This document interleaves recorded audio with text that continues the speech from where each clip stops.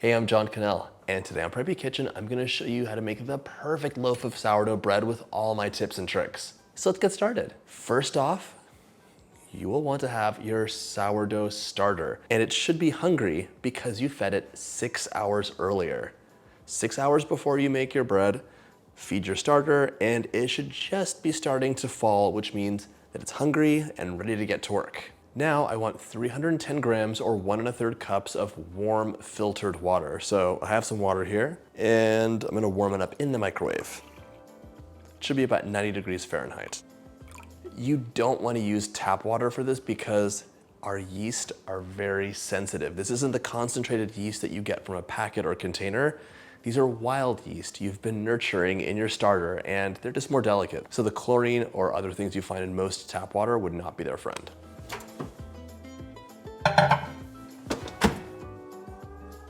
My water's warmed, so now in a large bowl, I'm gonna combine half a cup of the starter, that's 120 grams, with my warmed water.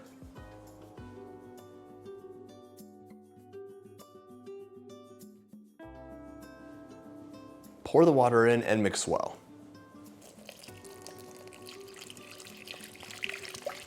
I love sourdough so much. It is my favorite bread, and it's also the most ancient bread. Wild yeast was how bread was leavened for thousands of years. So today you're making something delicious and honoring an ancient tradition. Now we can add our bread flour, 500 grams, that's 4 cups plus 2 tablespoons. Honestly, a scale is gonna make your life so much easier here, but if you're using measuring cups, just make sure you fluff the flour up in the bag, sprinkle it into your cup and level it off. And of course, we're using bread flour to make bread because it has a higher protein content and will give you more of that texture that everybody loves in sourdough.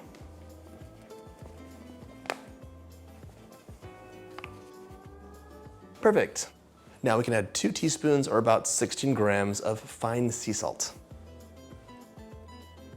Salt will help you taste that lovely sour flavor in the dough.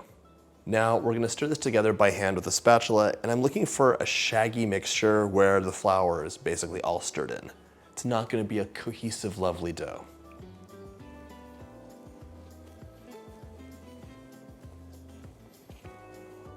Hunter peck for any pools of water or flour hiding around, and once you have that nice shaggy mixture, you can grab some plastic wrap or a damp towel and cover this up.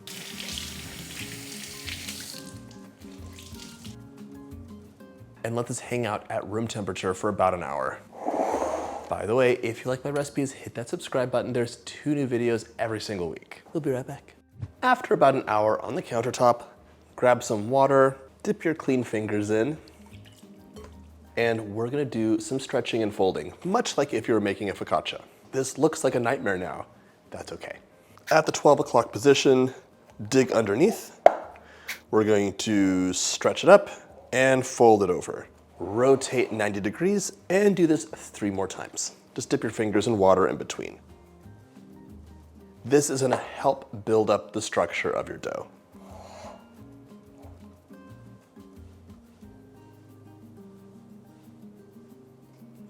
Okay, 4th stretch and fold.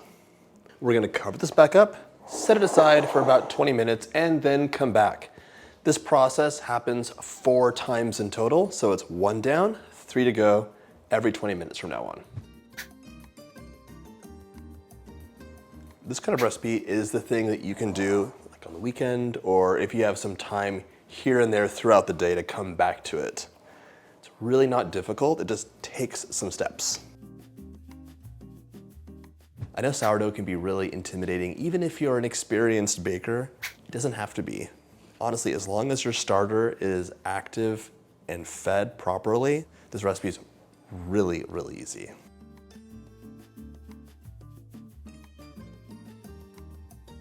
It's time for my final and 4th stretch and fold. So, fingers in the water, we're gonna pull and stretch and fold.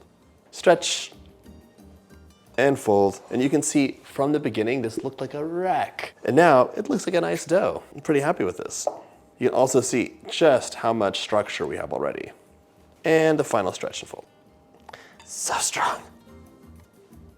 Now, This needs to rise for 6 to 12 hours on your countertop. I'm gonna transfer this to a clean bowl just because I want you to be able to see things without all this crud. It's optional though.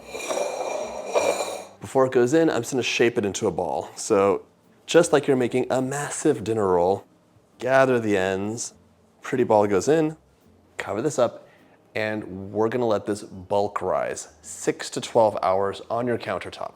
Ideally, you'll be in the 68 to 75 degree range, like nice in room temperature. Right now, we're just letting the yeast get to work and, thrive in a warm environment. It's also gonna start increasing that lovely sourdough flavor. If you don't wanna let this hang out on your countertop, maybe you're afraid your kids are gonna get into it, or you want more time, you can do a bulk rise in the fridge for 24 hours. So 1 full day in the fridge, it'll rise, take it out and let it come to room temperature, and then we can proceed. I ended up doing an overnight bulk rise. So this stayed in the fridge overnight, and then in the morning, I took it out and let it come to room temperature. Depending on the temperature of your room, it might take a while. You'll know that your dough is ready by doing the poke test. You'll notice it's puffed up as well, but press with your finger and the dough should bounce back nicely. If it does that, you're ready to shape. It's time to get our dough out of the bowl, but we want to maintain this prettier top side. So I can tell already this is going to be a little bit stuck. So I'm just using a spatula to break the seal, so to speak. Just like that. I have a little bowl of water here. I'm going to wet my fingertips and then reach underneath to pull this out.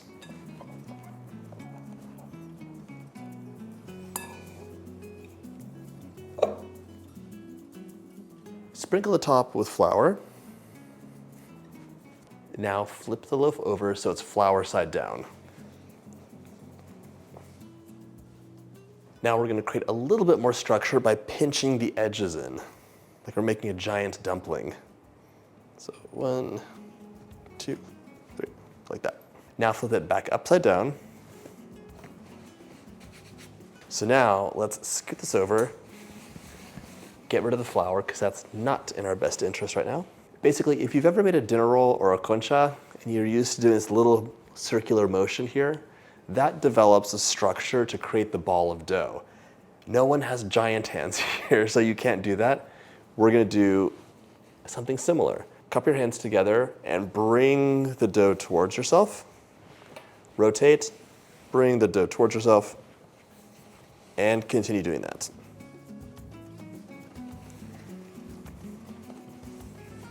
Just rotate and pull towards yourself. You might have to do this a few times because there's gonna be some flour hanging around, and that's too slippery.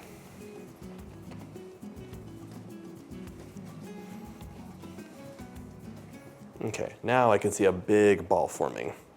Very nice.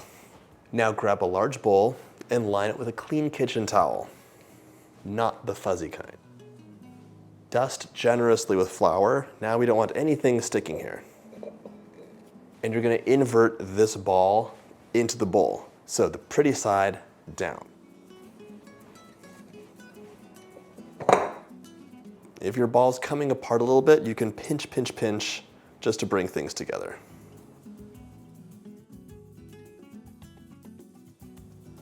I'm gonna cover this up now. Now we just set this aside and let it rise for 30 minutes at room temperature. Or if you really want to develop that sour flavor, you can place this back into the fridge for up to 36 hours. You'll have a slower rise with that fermentation happening, and you'll get that nice sourdough flavor really magnified. It's been half an hour. If I take a little peek, my bread is a little puffed, and now it's time for us to chill out in the fridge for an hour while we get our oven nice and screaming hot.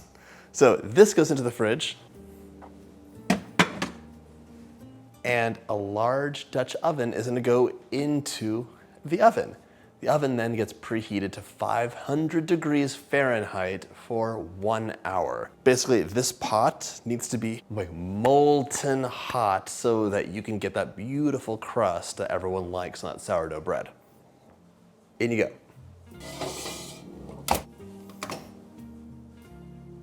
If you chose to do that longer rise in the fridge to develop flavor, you'd remove it from the fridge while your oven preheats so it can come to temperature. It's been an hour, so that Dutch oven is very hot.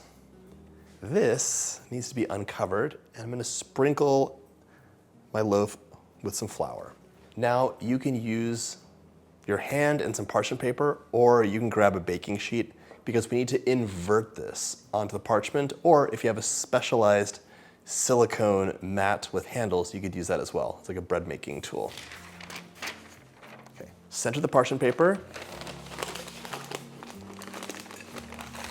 flip it upside down, and remove the kitchen towel. Now you can use a sharp knife or a bread lame and cut down the middle. You could have a crescent, you could make a decorative pattern. People can really put a lot of artistry into this, or it could just be a shallow cut that gives the bread an easy way to expand. I took my Dutch oven out carefully, and it's on top of my oven. I'm gonna remove the top and carefully place my bread right inside and cover it up again. Our sourdough is ready to bake. 500 degrees covered for 20 minutes. Then reduce the temperature to 450, carefully uncover and bake an additional 20 minutes or until it's a deep golden brown and the internal temperature is between 195 and 205 Fahrenheit. Remove the lid carefully. Bread goes inside. The lid goes back on. And now this goes into the oven. As soon as your bread is done baking, carefully remove it from the Dutch oven and allow it to cool completely on a wire rack. It sounds good, nice and hollow. Once cooled, give it a slice, enjoy with lashings of butter or however you like, and it's ready to enjoy. Ooh, look at that structure. It smells so good too. You want your sourdough to be super crusty on the outside, but soft and almost wet on the inside. Like it has this amazing texture that only sourdough has.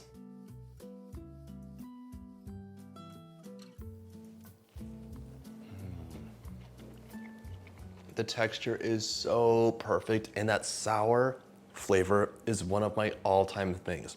I could have this for dinner. That's how good it is. I hope you had a chance to make this delicious recipe.